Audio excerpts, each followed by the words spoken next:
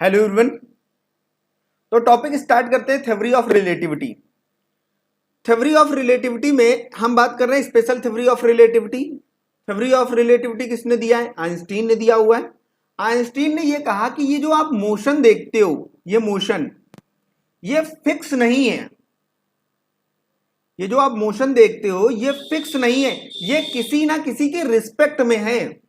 जैसे आप अगर रोड पर खड़े हो और आपने एक कार को देखा, वो 40 किलोमीटर पर आवर की स्पीड से चल रही है, 40 किलोमीटर पर आवर की स्पीड से, तो आपके हिसाब से ये किस स्पीड से है? 40 किलोमीटर पर आवर से।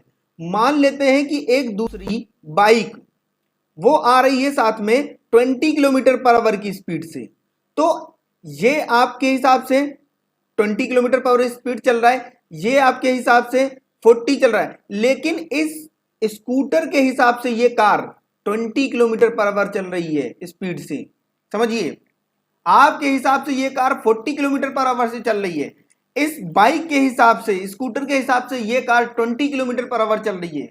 तो आइंस्टीन ने यही बोला कि कुछ भी फिक्स नहीं है, कि आप जो सोच रहे हो कि वो 40 चल रही है, वो बस आपके हिसाब से चल रही है। Frame of reference, clear? तो इसी के बारे में डिस्कस किया, अभी समझते हैं। According to Einstein all the motions are relative. इसका मतलब यही है कि जितने भी मोशन हैं वो सब क्या है? रिलेटिव हैं, एक दूसरे के रिलेशन में हैं, कि कौन किसके रिस्पेक्ट में चल रहा है। And should be measured relative to a certain frame of reference. यही मैंने बोला कि ये जो फ्रेम ऑफ रेफरेंस चेंज हो रहा है तो स्पीड भी बदल रही है, विच में इटसेल्फ बी मूविंग। जो हमारा फ्रेम ऑफ रेफरेंस है वो भी मूव कर सकता है। जैसे ये स्कूटर है, यहां पर हम रेस्ट पे हैं, स्कूटर में हम मोशन में चल रही है, स्कूटर मोशन में है, कार मोशन में है। Thus there can not be a preferred frame of reference. इसीलिए कोई भी स्पेशल फ्रेम ऑफ रेफरेंस नहीं है जिसको फिक्स बोल दिया जाए। He put two basic laws known as postulate of special theory of relativity. इन्होंने दो लॉज बोले जिसको हम लोग क्या बोलते हैं? Postulate of special theory of relativity. अब पहला क्या है जरा समझते हैं। ये बात तो हम लोग समझ गए कि कुछ भी फिक्स नहीं है, सब किसी ना किसी के रिस्पेक्ट में ही हो रहा है। अब उनके दो लॉज क्या है? उन्होंने दो पोस्टुलेट क्या बोले, पहला समझते हैं। The laws of physics all takes the same for all inertial frame of reference. उन्होंने क्या बोला कि जो फिजिक्स के लॉज हैं वो इनर्शियल फ्रेम ऑफ रेफरेंस में सेम रहेंगे, चेंज नहीं होते। जो भी फिजिक्स के लॉज हैं, अगर हमारे पास फ्रेम ऑफ रेफरेंस इनर्शियल है तो उसमें कोई भी गड़बड़ी नहीं आएगी, हम उसको यूज कर सकते हैं। किसके? फिजिक्स के लॉज को। यहां पर according to it the laws of physical phenomena are in the same in all reference frame moving at constant velocity relative to each other. That means all inertial system are equivalent to express the laws of physics. यही है कि जो physics के law हैं वो inertial frame of reference में change नहीं होते हैं। ये पहला रास्ता। दूसरा, the principle of constant of speed of light. इन्होंने बोला है कि स्पीड ऑफ लाइट कभी चेंज नहीं होगी, वो कहीं भी आप चले जाओ, किसी भी सिस्टम में, इनर्शियल सिस्टम में रहोगे, स्पीड ऑफ लाइट चेंज नहीं होगी। According to it the speed of light in free space is the same for all observers. Clear? इसके लिए भी स्पीड ऑफ लाइट वही है, और इसके लिए भी स्पीड ऑफ लाइट वही है, और इसके लिए भी स्पीड ऑफ लाइट वही है। इन तीनों के लिए स्पीड ऑफ लाइट सेम है, क्योंकि कितनी है? 3 × 10⁸ मीटर पर सेकेंड। चाहे आप यहां से देखो, चाहे आप यहां से देखो, और चाहे आप यहां से देखो, तीनों के लिए स्पीड ऑफ लाइट सेम रहेगी, all observers, and is independent of all inertial system of source and the observer. और इस पर डिपेंड नहीं करती है इनर्शियल सिस्टम पे, क्योंकि इनर्शियल सिस्टम पे डिपेंड इसलिए नहीं करती क्योंकि इसकी वेलोसिटी कम होती है। लोअर वेलोसिटी, कम वेलोसिटी में इसको चेक करते थे ना, इसलिए इसका कोई फर्क नहीं पड़ता स्पीड ऑफ लाइट पे, वो सबको सेम दिखेगी, सबको एक जैसी। यहां पर अंदर आप देखिए, यहां पर क्या दिख रहा था, इसके लिए कार 40 की स्पीड से चल रही है, लेकिन इसके लिए कार 20 की स्पीड से चल रही है, लेकिन इन तीनों के लिए लाइट की जो वेलोसिटी हमारी है वो सेम है, 3 × 10⁸ मीटर पर सेकेंड। तो ये दो पॉस्टुलेट हैं theory of relativity, special theory of relativity के। अब आगे बात करते हैं, अब बात कर रहे हैं लेंथ कॉन्ट्रैक्शन की। बहुत ही इंपॉर्टेंट है ये लेंथ कॉन्ट्रैक्शन, बहुत इंपॉर्टेंट है। इसका क्वेश्चन सीधे सीधे ऐसे क्वेश्चन पहले भी लिख देते कि कैसे पूछा जाता है। एक्सप्लेन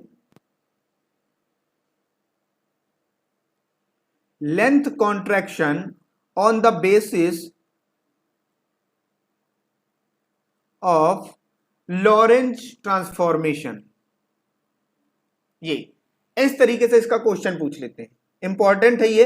लेंथ कॉन्ट्रैक्शन है क्या?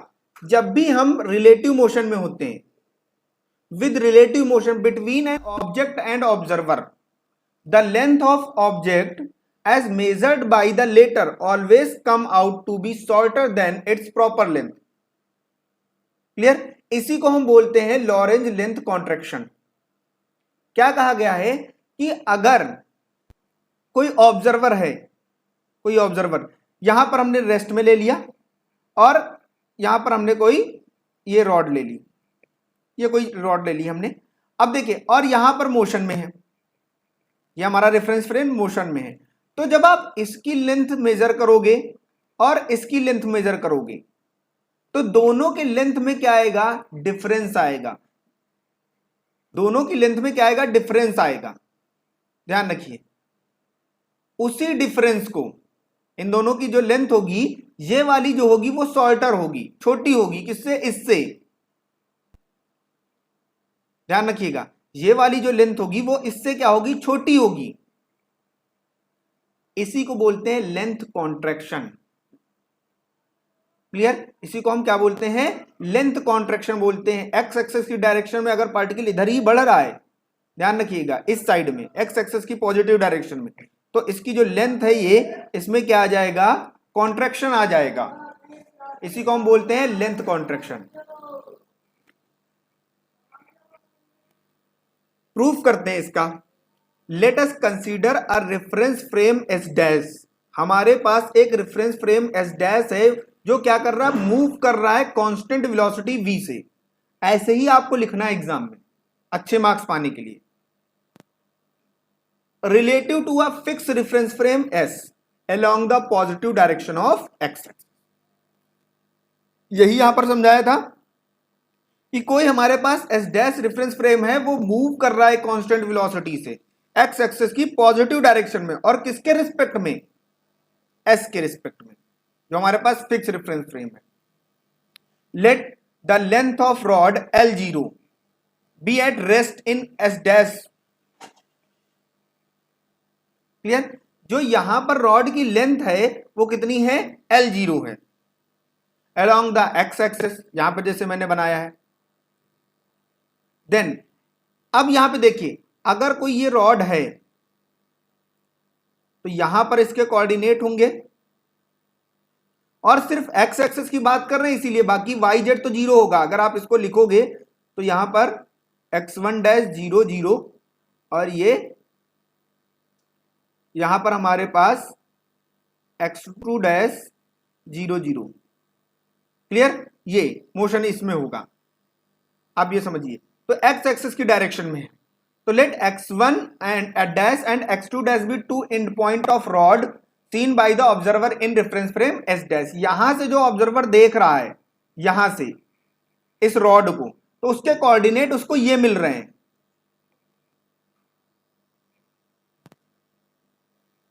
Then the length of rod measured by the observer. अब ऑब्वियस सी बात है, आपको लेंथ निकालना आता है। लेंथ क्या होता है? यहां से हमारे पास क्या आ जाएगा? x2 minus x1 square, root लगा होगा उस पर, तो ये आ जाएगा हमारे पास। सीधी सी सिंपल चीज हो गई, ये आ जाएगा। अब if the coordinate x coordinate of 2 and point of rod in frame of reference s। अब इस वाले रेफरेंस फ्रेम में देखेंगे तो उसके कोऑर्डिनेट कुछ क्या दिख रहे होंगे? x1, x2, तो लेंथ क्या हो जाएगी x2 माइनस x1, ये हमारे पास है। दोनों रेफरेंस फ्रेम में हमने क्या निकाल ली, लेंथ निकाल ली। अब हम क्या करेंगे, यूज करेंगे Lorentz transformation.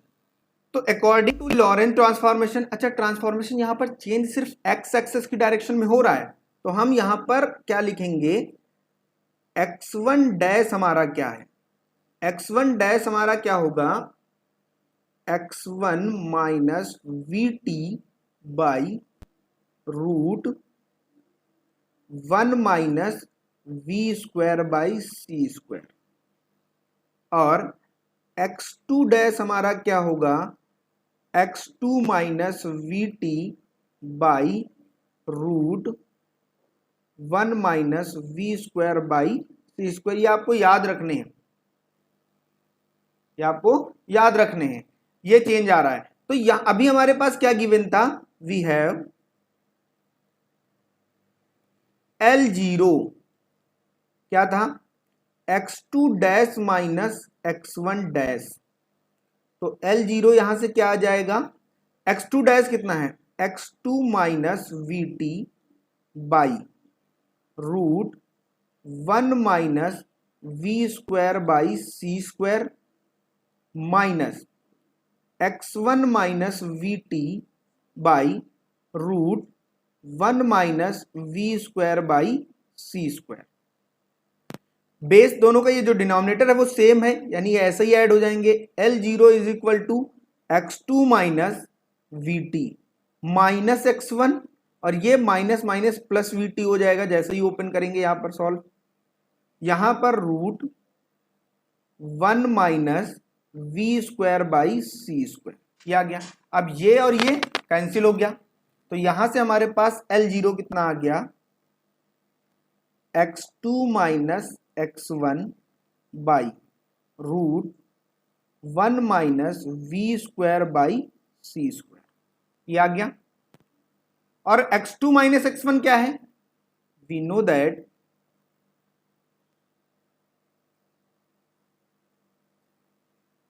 L is equal to x2 minus x, इसको हम बोल देंगे इक्वेशन 1।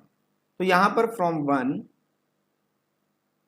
क्या हो जाएगा, L0 इज इक्वल टू, ये L आ जाएगा by root 1 minus v square by c square. इसको सही से लिख लें तो L इज इक्वल टू क्या आ गया, L0 root 1 minus v square by c square, ये बन गया हमारे पास।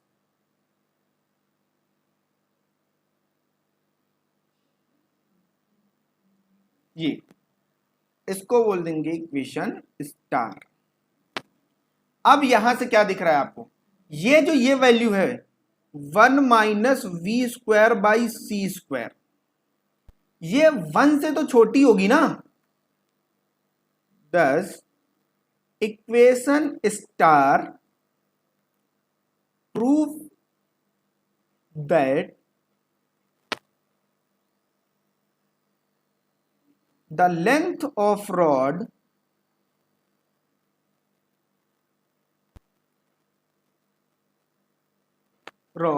placed in moving reference frame, placed in moving reference frame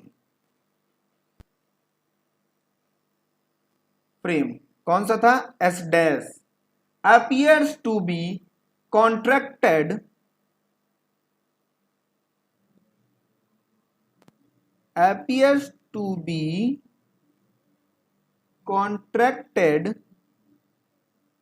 by a factor root 1 minus v square by c square. Clear?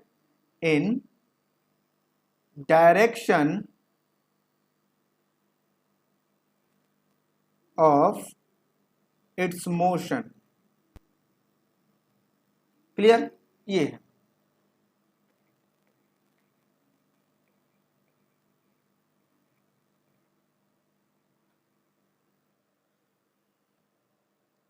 तो यहां से ये आ गया फॉर्मूला हमारे पास। देखिए L0 हमारा छोटा होगा ना, यहां पे समझते हैं, यहाँ पर जो एल नॉट है वो क्या होगा, स्मॉलर देन एल, ऐसा ही दिखेगा।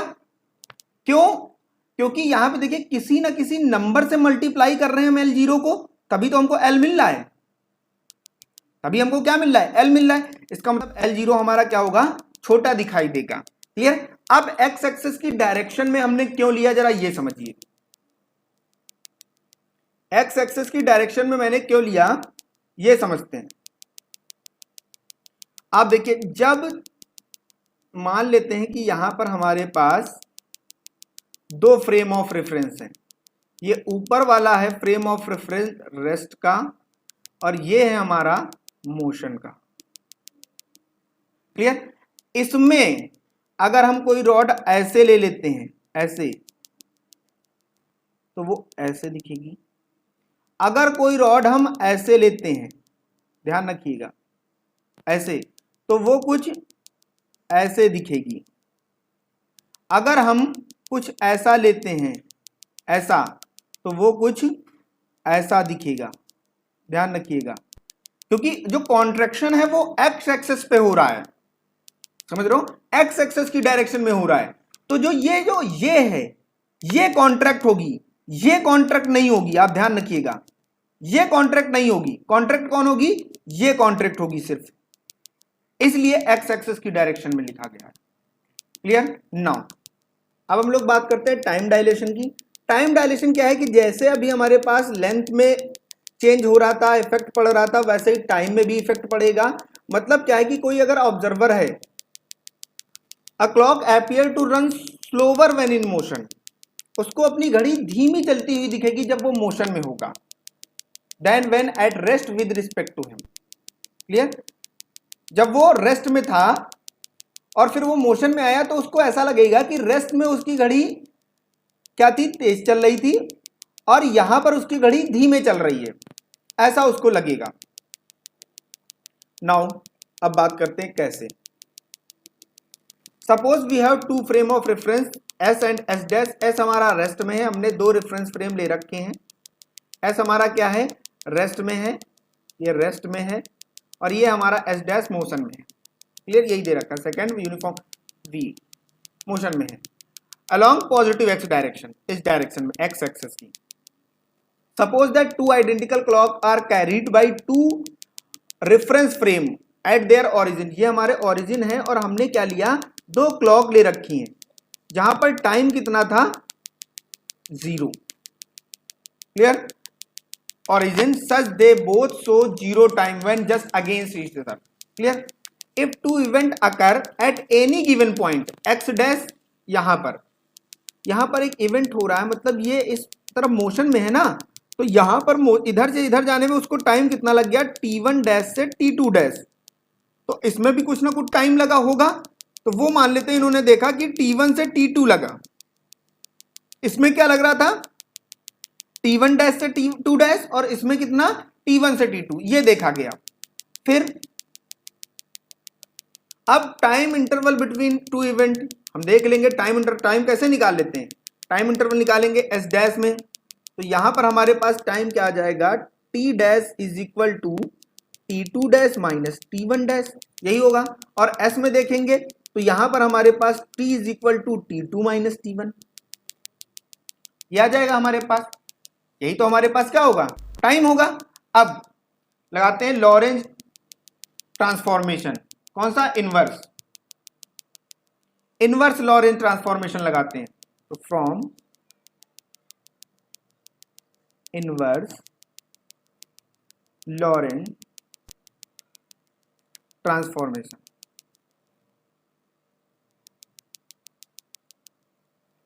क्या होगा, t1 डैश इक्वल होगा हमारे पास t1 minus vx by c square upon root 1 minus v square by c square. ऐसे ही t2 डैश क्या हो जाएगा, ये भी हमारे पास क्या आएगा, t2 minus v x by c square upon root 1 minus v square by c square.